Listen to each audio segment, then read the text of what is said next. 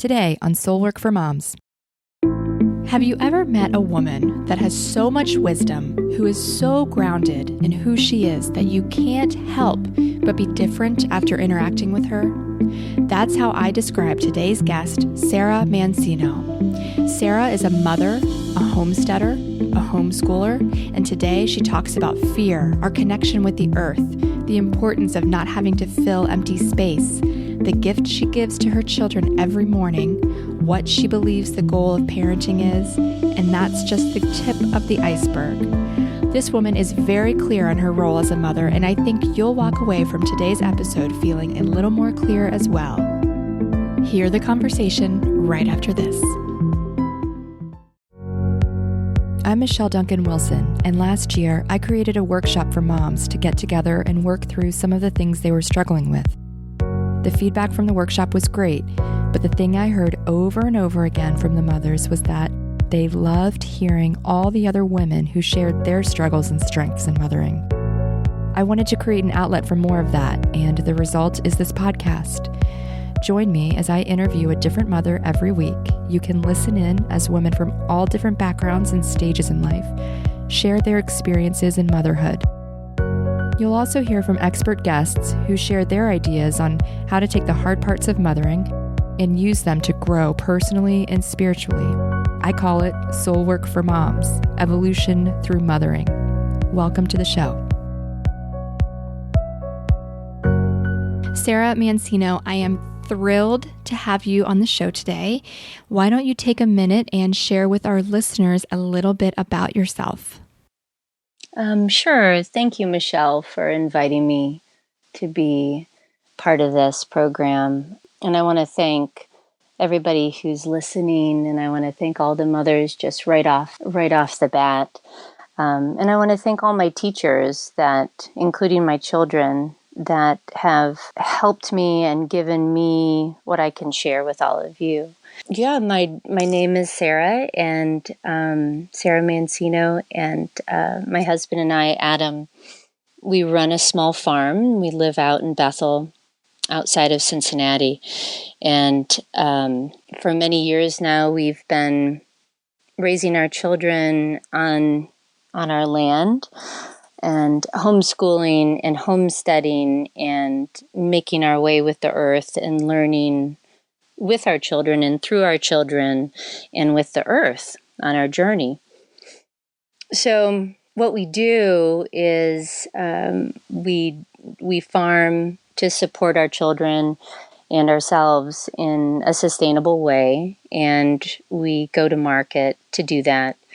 And sell our produce. We raise milk dairy cows, and we raise chickens, and we feed ourselves with what we produce here. We spend a lot of time with the earth in many different ways through homeschooling and homesteading. You know, that's a lot of school. That's a lot of education to be a part of, and it takes a lot of time and patience to do that. We work a lot with plants. We practice herbalism on our farm and in our home. We do a whole heck of a lot of cooking is what we do. We spend a lot of time doing. I think that, most of our lives we spend right in the kitchen. And I think that's a beautiful way not only to link with women in general, and Mother Earth, but our learning and our patience and a lot of the lessons in life come right from cutting onions so that you can let the tears flow and you can be standing there with your partner or your children, just right down to baking bread and kneading that bread and knowing that you need it longer, and there's a natural way to just move through any anxiety or aggression that you may be holding. So there's a lot of lessons right in the kitchen. Oh, yeah, sure. How many of us have memories of being in the kitchen and having great conversation with family members? Sarah, I'm curious, did you always know you wanted to be a mom? No. No. I didn't. I think that I think that the best gifts in our lives are usually surprises. At least that's what's happened in my life. I don't think I took it out of the equation ever. I don't think I gave it a whole heck of a lot of thought, to tell you the truth. I spent a lot of time by myself in my childhood.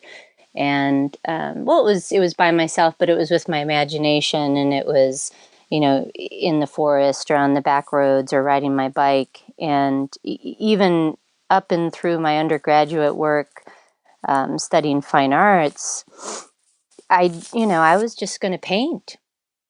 Adam and I both, we were going to paint. We were going to travel, and we were going to paint.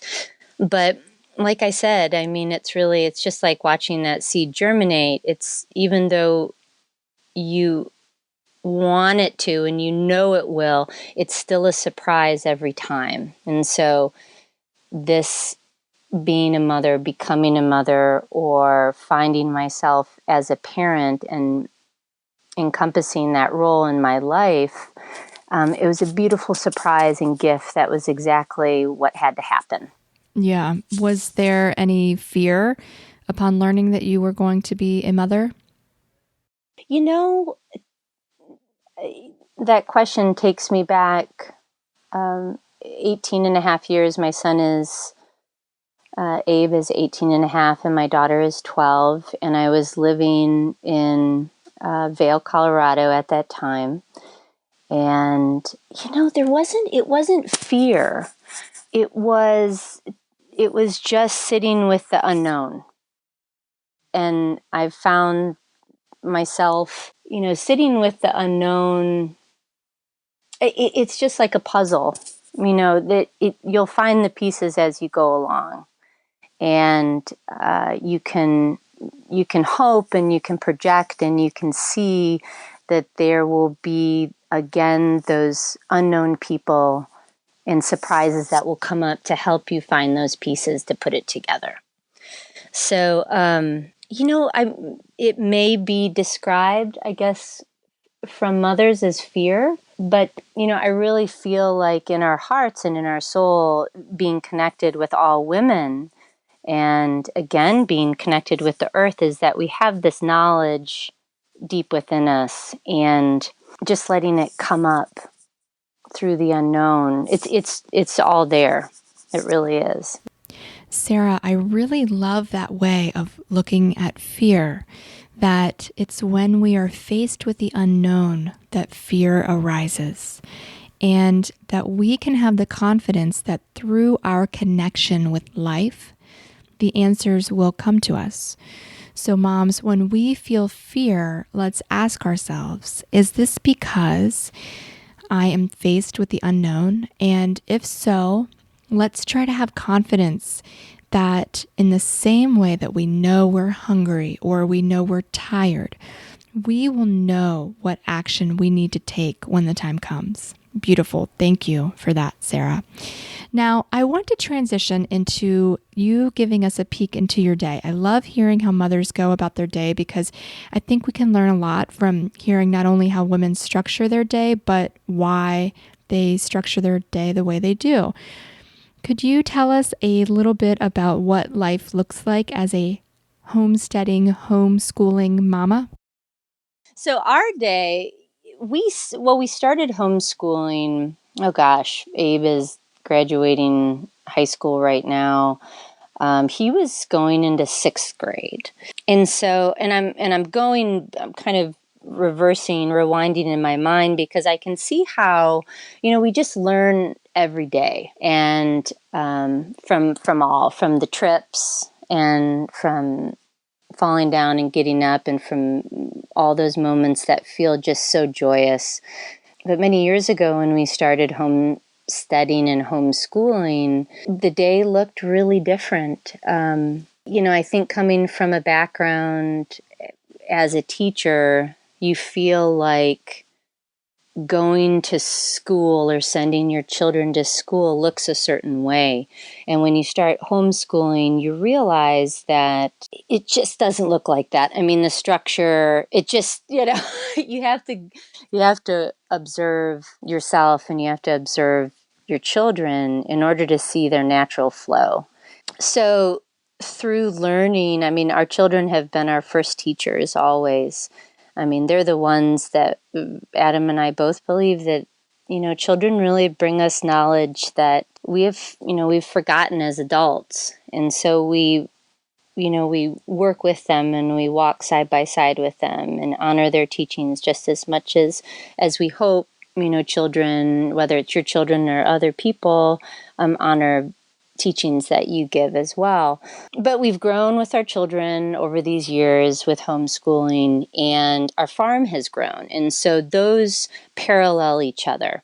So we've come to the point, let's say now, current, where we have a dairy cow. So I wake up in the morning, and most of the days of the week I get up and I go out to the barn and I do my chores, and everybody in the house has chores that they do in the morning. Usually you go out and you do your chores before you have anything to eat, before you have, sometimes I carry my tea out with me, but it feels really good to get connected and wake up your body in that way.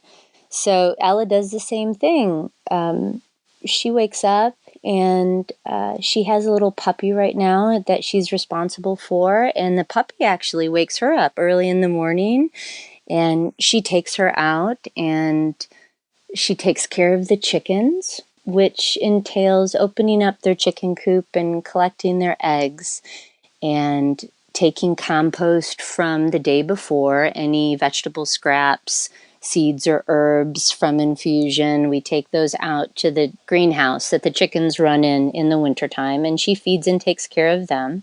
Sometimes there's an animal that just isn't doing as well, and so they need more attention, which is happening right now. So she's really learning how to be aware of the movements or the liveliness, the life, and the health in other animals. So for example, there's something going on with one of our chickens' legs, and so she wanted to give it a special place to stay and be warm. So she spent a lot of time, problem solving and thinking of a way that we could shield her from the snow, we could protect her from other chickens so that she could observe her health. And, right down to the other day we were out in the barn and she put her in the coop. And, I think that with farm animals, there's a lot of healing that goes on if you can just center yourself and touch the animal and work with the animal, just touch, and the healing that goes on that way. So she's working with that chicken and learning about her anatomy and focusing her mind in a way that, can deliver a vibration of love and compassion. So she does that, and then she comes in and she plays violin. So she's in charge of practicing violin, and she does that on her own. And I'm usually finishing up in the barn by that time. And when I come in, I need to strain off the milk and clean jars and get things ready for the herd share. And then we make a meal. Usually about then we're having kind of like a breakfast or lunch. Sometimes people, if it's in the warmer months, may be working outside and then they're coming in. So we always invite people to, sit together and eat together, and we feed everybody from food from the farm. So we do that, and right around maybe about 11 o'clock or so, we sit down and I guess this would look like more like school, where we sit down and we read together. We pick different novels and we take turns reading out loud. And this has been a favorite event in our household ever since we started homeschooling. I just feel it's so important in expression, and even far beyond, answering any questions or writing an essay about the novel, is being able to sit with someone that you feel safe with and trusted with and be able to digest what you just read, whether it's fiction or nonfiction. There's always, we pick books that have beautiful, heartfelt lessons that are mixed throughout them. So we read, and that we just love to do that. We animate it. There's been years past where, you dress up and you're reading and having a lot of fun. Sometimes when the kids were younger, they would draw pictures while I read and create a book in that way, create artwork through their mind and what they're hearing through their ears. And then we always do math. At the same time, Adam's outside taking care of outside on the farm. And and Abe is, we're not homeschooling, but he's taking college classes. And so he's gone a lot of the time. And he has crew practice, which he goes to. And so we love the evening time. We've always loved, especially homeschooling, when at about 4:30, 5 o'clock, 4:30 to 5:30, 6 o'clock, you hear all the cars rushing home, and there's this energy and vibration that people are going home and they're able to kick off their shoes.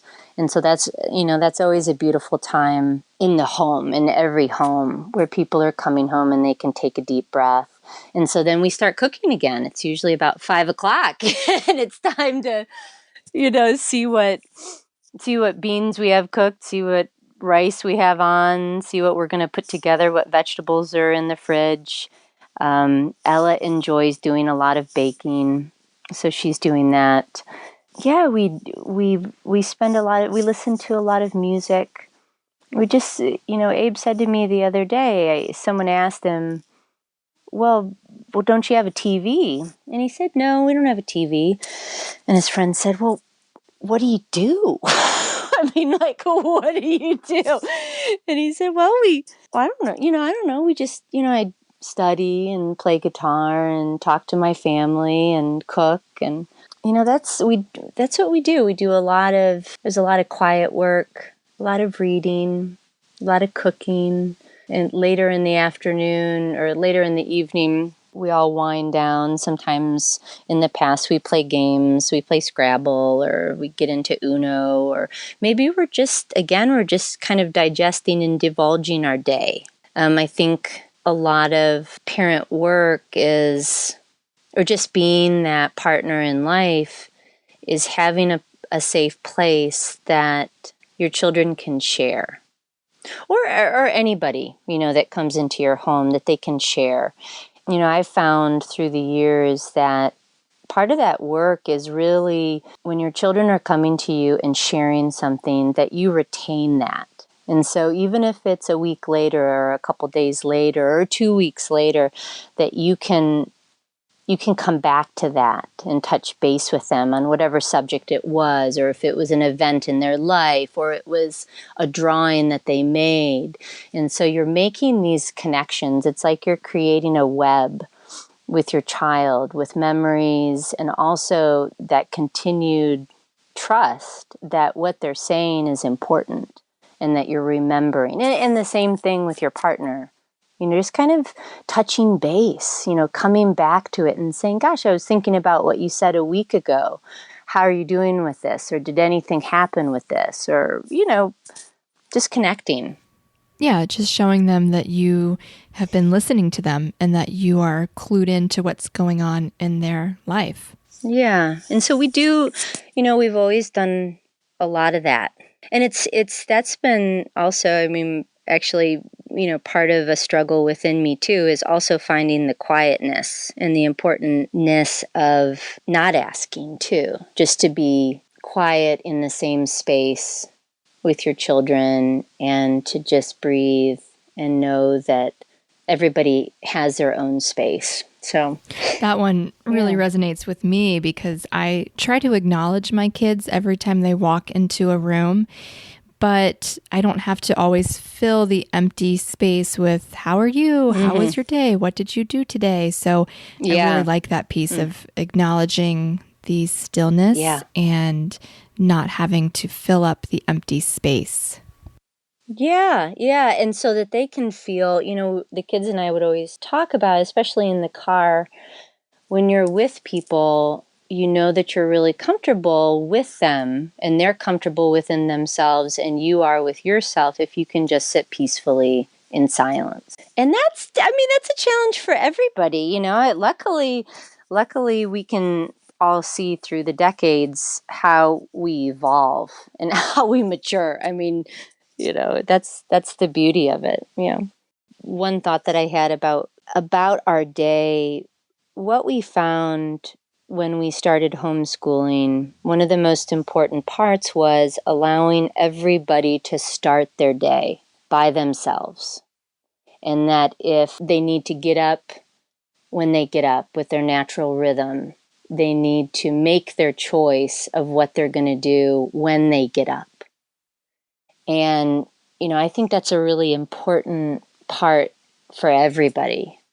To start off, if you need to sit in your bed for an extra 30 minutes, or you need to read, or you want to play your guitar or play your violin, or you need to sit and have your cup of coffee or tea, or light a candle, or light the wood stove, that you make your own choice when you're starting your day, so that the kids will walk into the world having that confidence and strength, knowing what they need to do.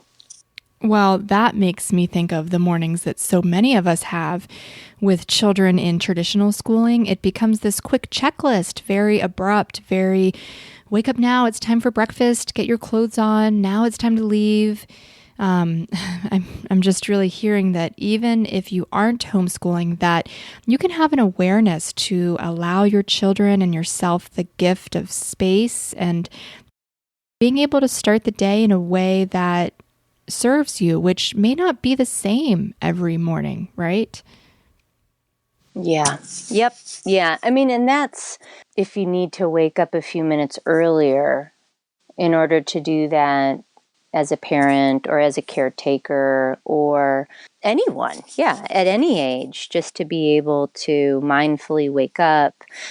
Before Christmas, I was really thinking a lot about that and just hearing the message that before you go to bed, how important it is to really quiet yourself and to be in a place of gratitude and appreciation. And so when you go into your sleep, that you carry that with you. And then when you wake up in the morning, instead of starting off on that list or starting on that just spinning wheel, that you wake up with appreciation or thankfulness, and then you start your day. You step into your day. And, that's a gift. I think even in school, even if you're not homeschooling, any teacher, anyone, any human being can give that to children wherever they are. Yeah, that's a gift that we can more often give to our children and to ourselves, really. So I heard you mention that you were a teacher, and I know that you were a Montessori teacher. So what does that look like for a teacher to go out of the classroom and then decide to start teaching at home? Can you explain if that was a good transition or if that was a struggle? Yeah, right. Well, it's funny because usually when I talk to other parents about homeschooling, and then it comes to, what's your background? And I say, oh yeah, well, I have a degree in education. They say, oh, well, that comes really easy to you then homeschooling. I wouldn't know what to do. And really there's facets of my education that have helped me with it, but I was trained for a classroom. Even though I was in a Montessori program, I was trained for a classroom. And that's very different than being at home. I mean, even who you are, if you wake up in the morning and you're getting ready to go to your classroom, in that you hold who you are and the realness of who you are, so you can share that with the children that are in your space, but you carry yourself a little differently. I mean, when you wake up in the morning and then your teacher in your home, it's a different story. It's a totally different story. And so that when people share that with me, oh, that must be easy, I wouldn't know what to do. I said, you're probably better off. I mean, you're probably better off, because what really has been a comfort for me has always been all the writings from Maria Montessori, because her whole philosophy and idea is based in early childhood in the home, and really looking at our language, our body language, how we carry ourselves, what we learn in our space, and then how can we learn academically or intellectually playing those games and playing home, being home for the kids. So it was a challenge to, in my mind, feel as if I needed to accomplish or do certain works with my children. And when you're at home, you really are going with the flow of what needs to be done. And when the child reaches developmentally a space where they're ready for more of that structure, they'll let you know. But it's good now. It's good now. But yeah, I think that you just have to encompass a lot of patience. Yeah, there's that word patience again that comes up so often in mothering. Yeah. That we have to really practice patience. Yeah. So what has been the biggest surprise for you since becoming a mother? The biggest surprise are those down days where we started talking about the quietness that you need, which is important to carry through your life, a peacefulness. But when you're mothering and you're home and there's just seemingly empty space, but it's quietness, and it's just everybody being who they are and allowing that to happen. Coming from a culture where we really honor extroverts and that filling of space and that talking and that activity and that, sharpness of responding and being the storytellers and being able to communicate verbally all the time, where you just need to let it down when you're home and you need to allow people to develop who they are. Yeah, that's really great. Sarah, how do you feel like you have grown personally since becoming a mother? First, I feel like whether a woman has children or birthed children or have raised children, that, all women are mothers, whether they've birthed ideas or children. And I feel like the journey in my family, being a mother has really taught me how to be in a family. And I've grown with my children being able to take my hand and trust me and allow myself to develop a greater trust within who I am. And, again, they've been my greatest teachers all along in every walk. And it's been a reciprocal experience every single day where, children allow you to be yourself. And in that mirror, you can only allow them to be themselves in the space. I feel like I learn every day. Yeah, I do too. I feel like I learn every day. Sarah, what do you hope your children remember about childhood? In many ways, we were just talking about this last week. I think it was just Abe and I, maybe Ella was there in the kitchen, and we were talking about, Abe was bringing up how he thought it was interesting that when you live in a community, how people start to pick up similar traits. So then we started talking about how that works in a family. And then it led to, if I was to die today, what would you have wanted to give to people? What would you hope that people or your children, as you're asking, would take with them? And I just hope that they'll take with them that it's one of the most important things is to find joy in your life. No matter, just no matter where it is, that we're given so many experiences and challenges every day, and that is the beautiful gift of being alive, that you can step into the contrast of a surprise or something that you may explain as not working out how you wanted it to.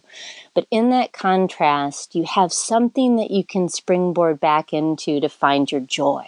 Just every day, it's well-being is the order of the day. Not anxiety, not stress, not worry. Well-being and joy are the order of your day. You're not alone. I mean, when you're finding yourself, it can feel very alone, but that's the first step in finding yourself. And then finally, when you feel solid in your body and your spirit, you know that we're all connected.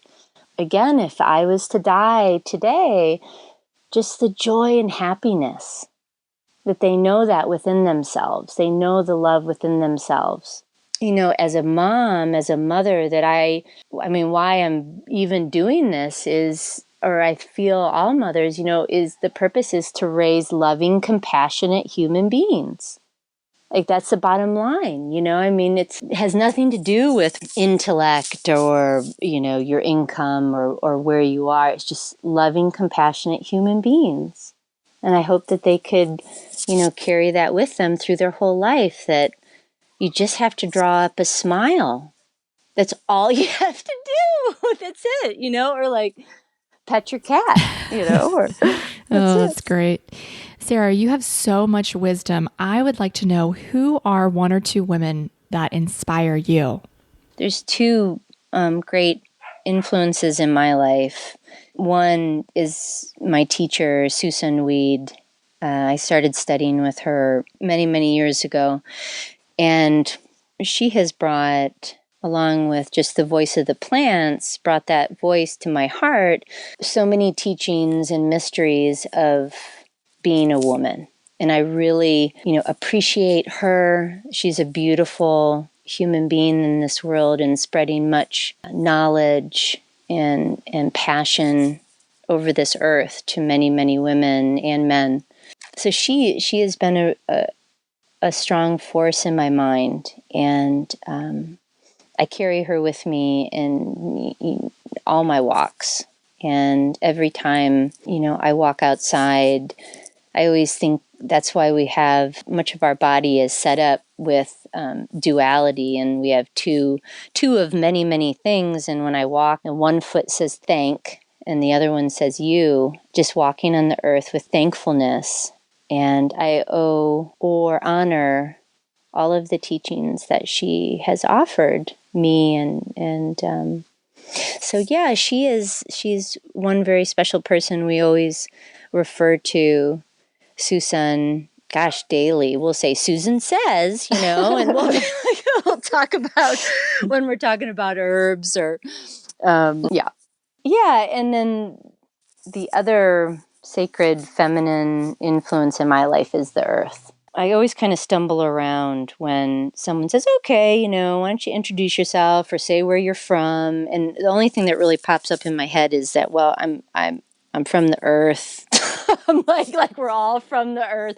But just really, right now is just such a great time to reconnect and bring our children, especially, and mothers.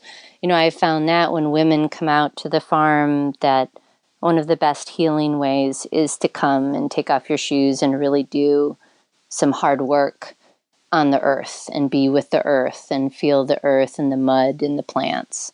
So yeah, the two very inspiring vibrations right there. Very cool. And the last question for you today, if there is one thing that you want all mothers to know, what would that be? The power that a woman or a mother holds is so great. You have the power to teach and embrace compassion. And for women to walk and hold the hands of our children or anyone else is such a strong influence in our world right now.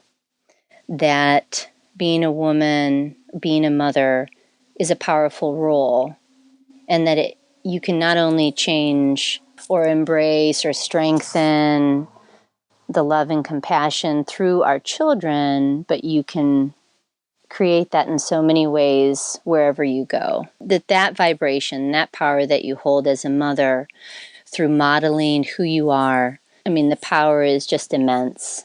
And I wish for all women to find a place where they feel safe so that they can grow with that and inspire others.